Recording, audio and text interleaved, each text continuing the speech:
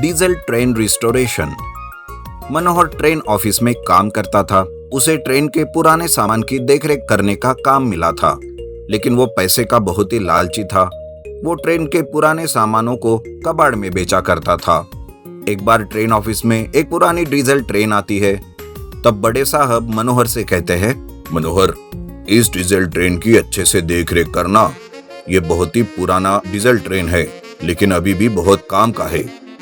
मनोहर को उस पुरानी डीजल ट्रेन को देखकर उसके मन में लालच आता है और वो सोचता है, छोटे छोटे सामानों से कुछ खास पैसे नहीं मिलते। अगर ये पुरानी डीजल ट्रेन मैं बेच दूं तो मुझे अच्छे खासे पैसे मिल जाएंगे। वैसे भी इस पुरानी डीजल ट्रेन का क्या काम, लेकिन कैसे बेचूं इसे, कुछ तो सोचना पड़ेगा। किसी की मदद मिल जाए तो काम और भी आसान हो जाएगा। मनोहर जो सोचता है वो उसी के ऑफिस में काम करने वाले मोहन को ये बात बताता है। तब मोहन मनोहर से कहता है, अरे मनोहर, ये तो बहुत अच्छी बात है। मैं इसमें तुम्हारी मदद कर सकता हूँ। बाद में जो पैसे मिलेंगे उसमें से आधा आधा हिस्सा बांट लेंगे। तुम्हारी बात तो ठीक है, लेकिन इस पुरानी डीजल ट्रेन को खरीदेगा कौन, और यहाँ से इसे बाहर कैसे निकालेंगे? मैं एक ऐसे इंसान को जानता हूँ जो पुरानी गाड़ियाँ खरीदता है और उसका रिस्टोरेशन करके बेच देता है। हम इस डीजल ट्रेन की चोरी करके उसे ही बेच देंगे और हम खुद ही डीजल ट्रेन की चोरी हो गई, इस तरह से बात फैला देंगे। हाँ, और अगर डीजल ट्रेन मिल भी गई तो उसी इंसान को चोर समझा जाएगा, ना कि हमें। पैसे भी मिल जाएंगे और ना ही पकड़े जाएंगे। इस तरह से वो दोनों मिलकर प्लान बनाते हैं। दरअसल दूसरे गांव में किशोर नाम का एक मैकेनिक रहता है जो पुरानी गाड़ियां खरीदता था और उनका रिस्टोरेशन करके उन्हें बेचा करता था। वो अपने काम में बहुत ही माहिर था। मनोहर और मोहन प्लान के हिसाब से रातों रात डीजल ट्रेन को चुरा लेते हैं और उसे किशोर के गैराज ले जाते हैं। लेकिन तब वो दोनों ट्रेन के बड़े ऑफिसर के जैसे बनकर जाते हैं ताकि कोई भी उन्हें पहचान ना सके। किशोर के गैराज में जाकर मोहन कहता है, अरे सुनो, हम ये पुरानी डीजल ट्रेन बेचना चाहते हैं। तुम बताओ इसका कितना दाम दोगे? तब किशोर कहता है, अरे साहब, मैं तो छोटी मोटी गाड़ियां खरीदता हूँ। इस डीजल ट्रेन का मैं क्या करूँगा? और आप कौन हो जो डीजल ट्रेन बेचने आए हो? मुझे तो कुछ गड़बड़ लगती है। इस तरह किशोर डीजल ट्रेन खरीदने से मना करता है। तब मनोहर उसे कहता है, अरे तुम्हें इससे क्या? हमें क्या तुम ऐसा वैसा आदमी समझ रहे हो? हम रेलवे के बड़े अफसर है। तुम इस डीजल ट्रेन का रिस्टोरेशन करो और इसे अच्छी कीमत में फिर से हमें ही बेचो। इससे तुम्हें डबल फायदा होगा। इस तरह मनोहर किशोर को समझाता है। तब किशोर भी उनकी बात मान लेता है और उस डीजल ट्रेन को खरीद लेता है। आए हुए पैसे मोहन और मनोहर आपस में आधे आधे बांट लेते हैं। दूसरे दिन खुद मोहन और मनोहर डीजल ट्रेन चोरी हो गई इस तरह से अफवाह अपने ऑफिस में फैला देते हैं। तब उसके साहब कहते हैं, अरे मैंने तुम्हें पहले ही कहा था कि डीजल ट्रेन की अच्छे से रखवाली करना। फिर तुम्हारे होते हुए आखिर डीजल ट्रेन चोरी कैसे हुई? इस तरह से साहब उस पर बहुत चिल्लाते हैं और पुलिस स्टेशन में कंप्लेंट कर देते हैं। पुलिस सारी जगह पर डीजल ट्रेन की तलाश करते हैं। तो दूसरी तरफ किशोर उस डीजल ट्रेन का रिस्टोरेशन करने लगता है। ऐसे में एक दिन पुलिस डीजल ट्रेन ढूंढते ढूंढते किशोर की गैराज में आते हैं। तब पुलिस कहती है, अरे कारा किशोर, आप तो चोरी भी करने लगा। यह सरकारी चीज आखिर तुमने चुराई कैसे? तुम्हारी इतनी हिम्मत भी कैसे हुई भाई? सर, मैंने कोई चोरी नहीं की। दरअसल ये पुरानी डीजल ट्रेन तो मैंने रेलवे ऑफिसर से खरीदी है। किशोर की बात सुनकर पुलिस ट्रेन की बात ऑफिस में फोन करके बता देते हैं। वहाँ के बड़े ऑफिसर किशोर के गैराज में आते हैं। उन्हें भी किशोर वही बात बताता है। तब बड़े साहब कहते हैं, अरे ये पुरानी डीजल ट्रेन खराब थी, इसे कोई भी ठीक नहीं कर पा रहा था, इसलिए इसे गोदाम में रखा था।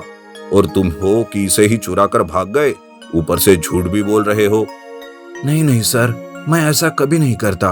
और देखिए, मैंने इस पुरानी डीजल ट्रेन का रिस्टोरेशन कर दिया है। यह बिल्कुल नई जैसे बन चुकी है। अब मुझसे ये गलती हो गई कि मैंने उन चोरों पर विश्वास कर लिया। ट्रेन के ऑफिसर्स उस पुरानी डीजल ट्रेन का रिस्टोरेशन हुआ देख चौंक जाते हैं।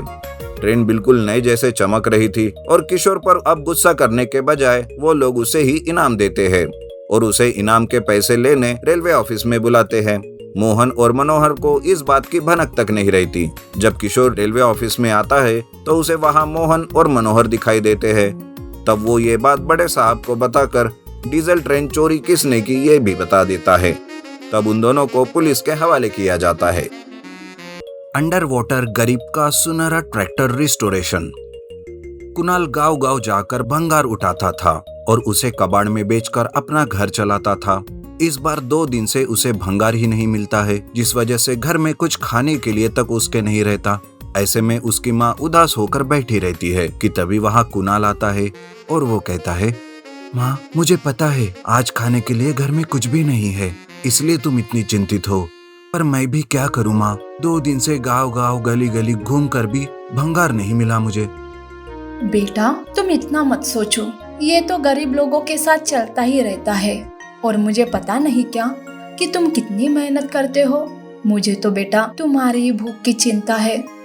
माँ मैं एक बार नदी के तरफ जाकर देखता हूँ, हो सकता है कि वहीं पर कुछ मिल जाए। ऐसा कहकर कुणाल नदी की तरफ जाता है। नदी के पास से भी उसे कुछ नहीं मिलता। तब वो नदी के किनारे बैठकर पानी में पत्थर फेंकने लगता है। पत्थर फेंकने की वजह से अचानक से टक के जैसे आवाज आती है, जिस वजह से वो बार बार पत्थर फेंकते ही जाता है और हर वक्त टक टक ऐसे ही आवाज आती रहती है। तब वो सोचने लगता है पानी के नीचे कुछ तो है, एक बार जाकर ही देखता हूँ, हो सकता है बहुत बड़ा भंगार होगा तो कुछ दिन के लिए मेरा काम चल जाएगा। ऐसे सोचकर कुणाल उस पानी में कूद जाता है। पानी के अंदर जाते ही उसे एक पुराना ट्रैक्टर पानी में पड़ा हुआ दिखाई देता है, जिसे देखकर वो बहुत खुश हो जाता है। वो जैसे तैसे करके ट्रैक्टर को पानी के बाहर निकालता है। ये हुई ना बात, इस ट्रैक्टर को ठीक करूं या फिर भंगार में बेचूं? नहीं, कब तक ऐसे कबाड़ का काम करते रहूंगा मैं। इस ट्रैक्टर का तो मैं रिस्टोरेशन करूंगा और इससे काम करूंगा। ये सोचकर कुणाल उस पुराने ट्रैक्टर का रिस्टोरेशन करता है, लेकिन पैसे ना होने की वजह से वो उसका ठीक से रिस्टोरेशन नहीं कर पाता। बस ट्रैक्टर अब चलने के लायक ही बन गया था। कुणाल खुशी खुशी उस ट्रैक्टर को लेकर घर आ जाता है और माँ को सारी बात बताता है। एक दिन कुणाल काम के लिए ट्रैक्टर लेकर बाजार जाता है। वहाँ उसे मदन मिलता है। मदन के पास भी एक ट्रैक्टर रहता है। तब वो कहता है, अरे कुणाल, ये पुराना खटारा ट्रैक्टर कहाँ से उठा लाया?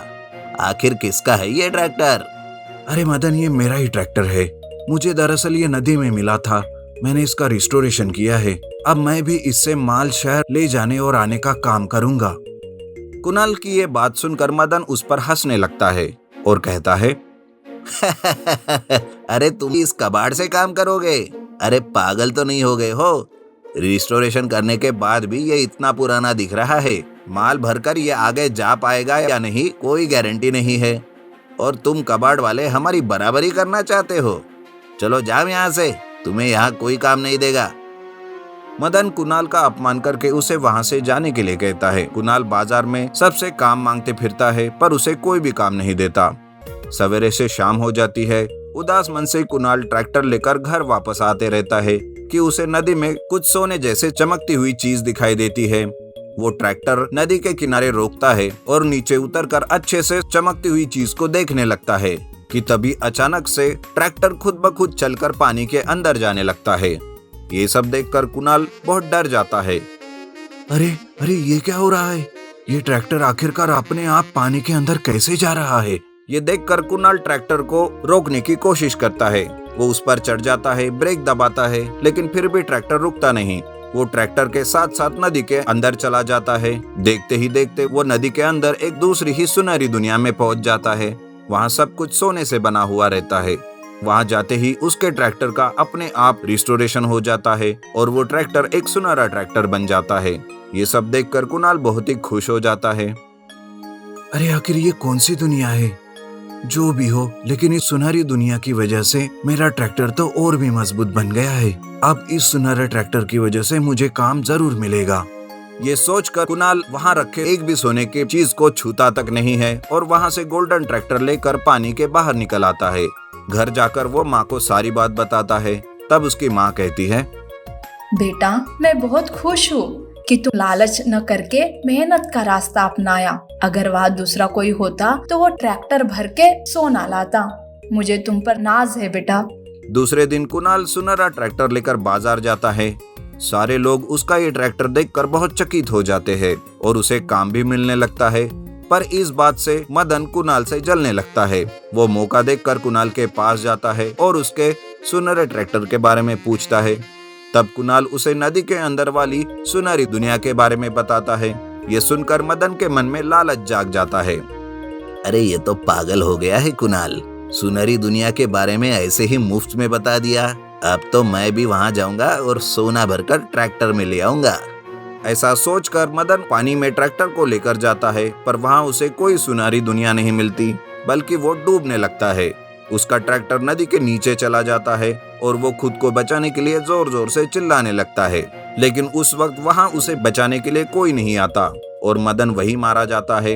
इधर कुणाल का सब ठीक से चलने लगता है और सुनहरे ट्रैक्टर से वो काम करके वो खूब पैसे कमाने लगता है।